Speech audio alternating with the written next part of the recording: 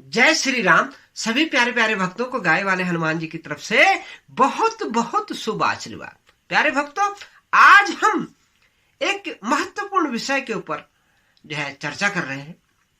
वह सब्जेक्ट है कि हम देवताओं को भोजन क्यों चढ़ाते।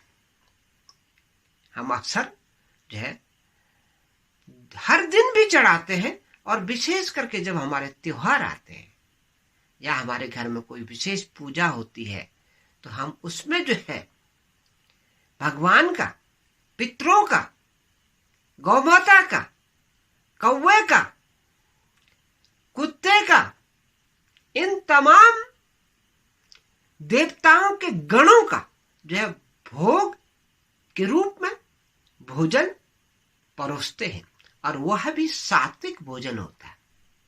कुछ देवता तो हमारे ऐसे हैं जिनको माखन मिश्री पसंद है, जैसे कन्हैया जी। तो कन्हैया जी का भोजन या कन्हैया जी का भोग जो है माखन मिश्री, उन्होंने अक्सर बचपन में जो है भगवान को वही ज्यादा पसंद है, तो वो माखन मिश्री का भोग उनको चढ़ता है। और कोई कोई देव ऐसे हैं जिनको 56 भोग चढ़ता है। तो हर आदमी 56 भोग हर वक्त ला नहीं सकता, तो 56 भोग के बजाय कुछ एक पदार्थ, मिठाई, मिश्री या कुछ भी वस्तु जो उनके हृदय से जो है परमात्मा के प्रति जो है उन्होंने सोच रखा है कि हमने प्रभु को ये देना है, तो उनकी भावना, उनकी धार्मिक भावना, उनकी भगवान के प्रति आस्था जो है इस चीज को इंडिकेट करती है कि जो है किस तरह से जो है अपने इस देव को, अपने भगवान को और अपने परमात्मा को रिझाए और उनसे आशीर्वाद दें। तो इस तरह से हम लोग भोजन परमात्मा को चढ़ाते हैं, जिसमें होता है हलवा, पूरी, छोले, चने इत्यादि, जो माँ भवानी के लिए भी चढ़ते हैं। जब नव दुर्गा जो पूजा होती है, नवरात्र मनाए जाते हैं, तो विशेष करके ये भोग चढ़ाया जाता है। इसी प्रकार से कभी कभी हम खीर का भोग भी चढ़ाते हैं। कभी कभी हम जो है जो पदार्थ हमारा बन रखा है, अगर वो सात्विक है, उसमें जो है लहसुन, प्याज इत्यादि का सेवन नहीं है, तो हम उस पदार्थ को भी जो है भगवान के सामने समर्पित करते हैं और भगवान को चढ़ाते हैं।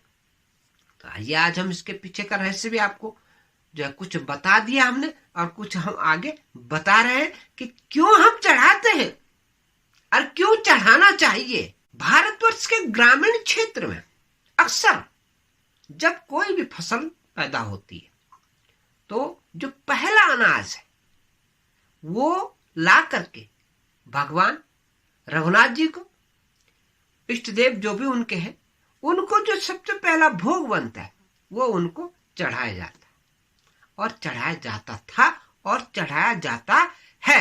ये चीज आज भी इसी तरह से इसी परिपाटी में चल रही है, और यही आगे भी शायद चलता रहेगा, और इसे हमें अनुसरण इसका लेना चाहिए। तो प्यारे भक्तों, इसका ये एक रहस्य है कि जो अन्न किसान जो है अपनी जमीन में उगाता है, और उस परमात्मा की असीम कृपा से वो पैदा होता है।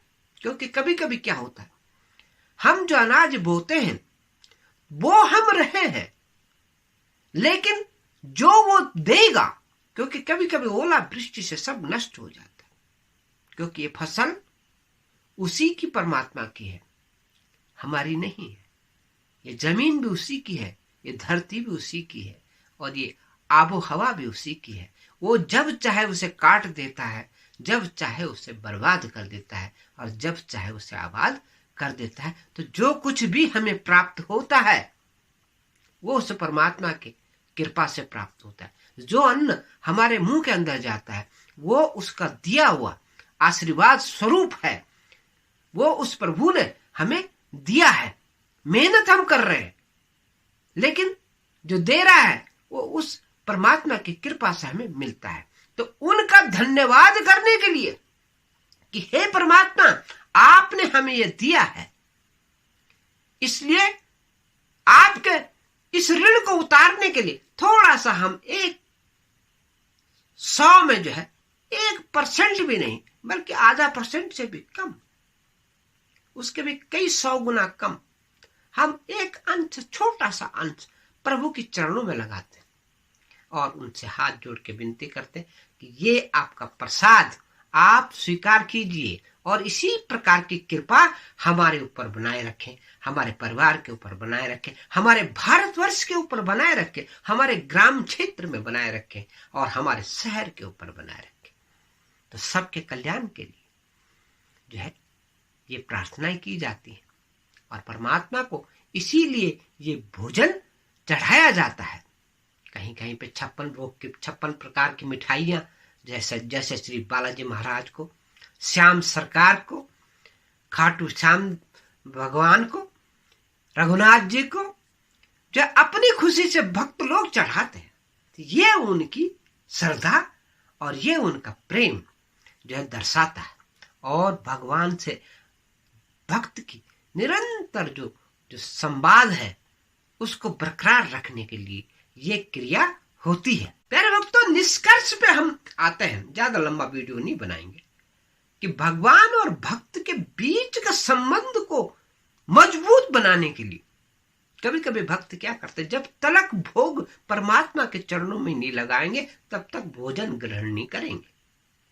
ये उनका प्रेम है परमात्मा के प्रति और ये होना भी चाहिए। इसी प्रकार से जिस देव से आपको कृपा मिली हो, चाहे वो गाय वाले हनुमान जी के स्थान से मिली हो, चाहे वो मेहंदीपुर बालाजी से मिली हो, सालासर बालाजी से मिली हो, रघुनाथ जी के धाम अयोध्या धाम से मिली हो, मथुरा वृंदावन में कृष्ण गोपाल से मिली हो, या बद्रीनाथ बद्रीनारायण केदारनाथ धाम से मिली हो, या मिली हो अमरनाथ देव से, तो उनको कभी नहीं भूलना चाहिए, उनका भोग हमेशा लगाना चाहिए। या मिली हो वैष्णव माता से, तो जिस माता से भी आपको कृपा मिली है उनको मत भूलिएगा, उनका भोग जो सर्वप्रथम जो है लगाइए और सात्विक भोजन उनको कराइए, तो भगवान आपके ऊपर हमेशा कृपा बनाए रखेंगे। और जो हमने बताया क्यों ये भोग की प्रथा है और क्यों हम लोग इस तरह से ये जो है इस प्रकार का काम करते हैं, ये हमारी धार्मिक भावना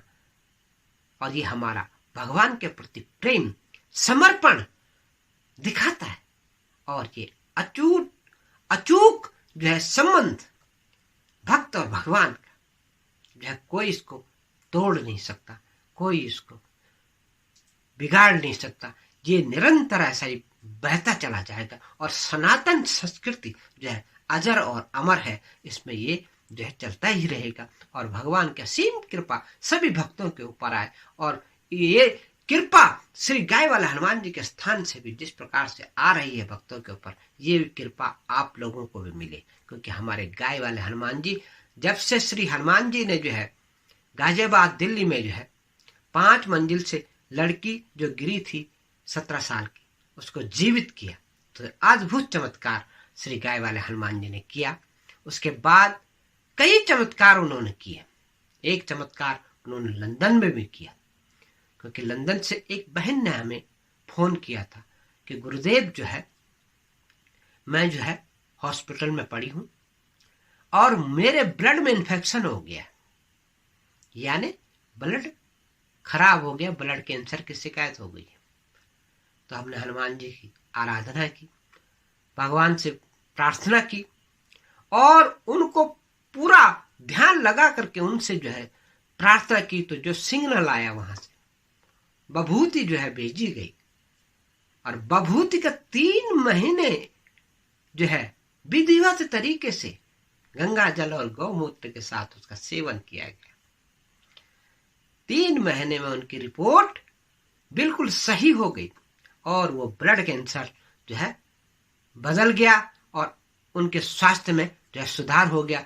डॉक्टर ने कहा तुम्हें दवाइयों की जरूरत नहीं है, लेकिन एक चीज बताइए आपने क्या प्रयोग किया, क्योंकि हमारी दवाई से आप जो है इतनी जल्दी रिकवर नहीं होती, आपने क्या किया? तो उन्होंने बताया नहीं उन्हें। ये जो है उनकी महानता है और वो हमेशा धाम से जुड़ी हुई है गाय वाले हनुमान जी से।